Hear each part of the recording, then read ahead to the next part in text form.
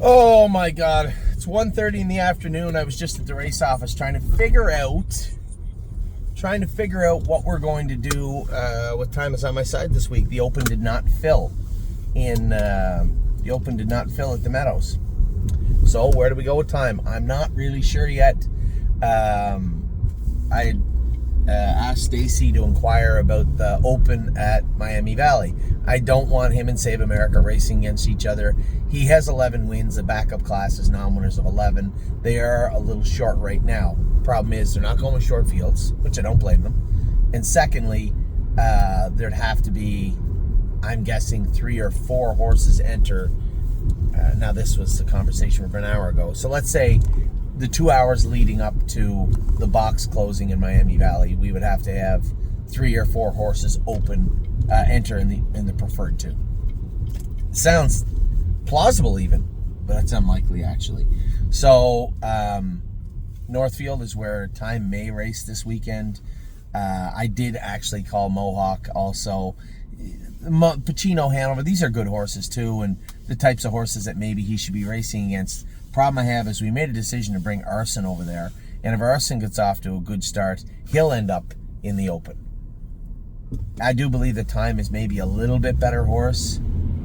Maybe we have to switch, but then you still run into the problem. You're left running around with Arson everywhere. So it's a good problem to have at this point. I think the Open at Northfield goes for the exact same amount as it does at the Meadows. It has not filled in 2 weeks. That's problematic in its own way. But hopefully they can get it to go this week, and who knows? Maybe we'll luck out and Time Is on My Side will get into Miami Valley in the backup class. I don't know. Now, I'm going to crash a little bit this afternoon. I think, I told you guys about the drive to Mohawk last night and how you should always check your weather app before you leave. The way back was actually worse. I left Mohawk. They'd run the races off a little bit earlier. I left Mohawk in plenty of time. It said I was going to get back to Brunswick at 1:15 in the morning, I think. Now, it's all highway driving usually, so if it says 1:15, you really are going to make up, I can tell you, between Mohawk and Brunswick, you're going to make up 15 or 20 minutes. So I'm feeling great. I'm thinking, geez, the roads have to be clear now by the time I get onto the I-90. I'm surprised the I-90 stayed open. They're literally, I'll tell you what happened. I'm driving through Ontario. There's no snow. You get through the border, no problem. Get into Buffalo itself, no problem. As we turn onto the I-90, the snow is still flying pretty hard. I get 2 miles down the road from the entrance from Buffalo onto the I-90, and I'm doing 20 miles an hour again. As we go through Buffalo, I'm not even doing Angola. So they're Angola, and then they have that drift track, that little racetrack thing that they built like for cars and stuff on the right, which is about 3 miles after that. From Angola to that entrance it felt like half an hour. It got so bad on the I-90 at one point that I was following a van and a transport truck. I was literally doing 14 miles an hour, and the truck just stopped. He just put his four-ways on, moved over, which literally was a half a foot, and put it in park. I was worried the guy broke down. I'm like, what the hell is going on? So I go around him, I look, he's wiping his mirrors off, and he just parked for the night. 2 miles up, not even 2 miles up, maybe a quarter of a mile ahead. 2 more trucks are parked. These trucks are stopped in the slow lane of the I-90. They are in park with their four-ways on. That's how bad the road was. And it stayed that bad all the way to the Pennsylvania state line. I was supposed to get home.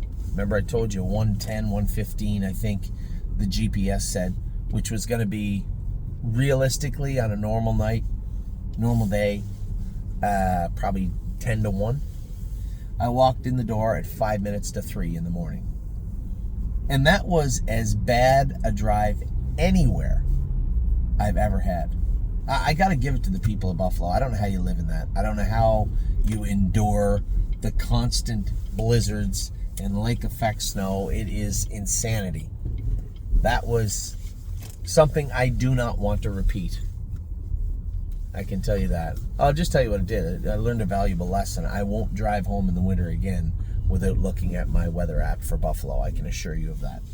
So it just is what it is. It happened. It's over now. I was up this morning around 9 or so. 8:45, 9. Kids had no school today. It was closed because it was cold. Which is so weird because Ontario and Cleveland are very similar weather-wise. Yeah, I remember the kids in Ontario, snow pants, gloves, hat, mitts, everything. They're going out for recess. If it's crazy cold like today, maybe not. But I mean, minus 10 Celsius, minus 8, get out. Cleveland, they don't go out. They don't go outside if it's cold. It's weird. And they didn't even go to school today because it was so cold. So they were at home for the day. I went to the barn. I told you guys we're moving some horses around. Any of the horses that were either acting up, going out on the track, or horses that we're making shoeing changes with, and I want to see their progression, or in some cases, potentially lack thereof. I want to watch it. I want to see it take place in front of me. And I went with Hanger 1 today. I went with Sweet Lake today. Sweet Lake, they said, was acting up going out the barn. She was fine today when I went with her. I don't know. Megan's Lucky Day, another one. Just fractious going out the barn, and I want to nip it in the bud now. Because if you let that go on for any sort of extended period of time, it becomes a habit, right? Now the horse is rearing up and going out and acting up. You just want to nip that in the bud. So any of the horses that were doing anything wrong in the barn or going on the track, or horses we're working on, whether it be shoeing, splints, curbs, anything like that, we move them all up to the end where Amy is, where my office is, because I want to go with those horses and keep an eye on them myself. So tomorrow's even going to be colder than today, so I don't really know what's going to take place, but it's going to break after that. I was at the race office just a minute ago talking to Dave Bianconi, the race secretary, and Michael Carter, and they believe that Wednesday night they're going to race here, which is actually good. We have 6 horses in, and I do want to race. I do want to race those horses. The only issue I've found for today is the lack of a place to race time is on my side. Hopefully we can get that nipped in the bud and figured out. It's not going to be the Meadows this week. It's either going to be Northfield or Miami Valley.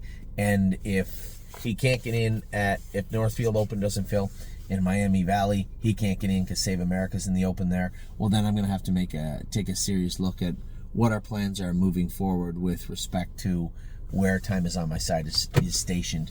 Because I can't, it's nice to say, oh my God, he didn't race in 19 days and he won the Open. Well, the problem with that comment is he didn't race for 19 days for no particular reason. So we got to get that cleaned up. We will. I'll get him on a trajectory where he's racing consistently, whether it be, so be it. If it has to be Yonkers or even Ontario, then that's what it'll be. But for right now, I'm done for the day. I'm going home. We have nothing racing tonight. I'll check in tomorrow. See what's going on tomorrow. I might go with a few horses just to see how they are. But for right now, I'm done for the day. Stay warm. It is a cold one out there today.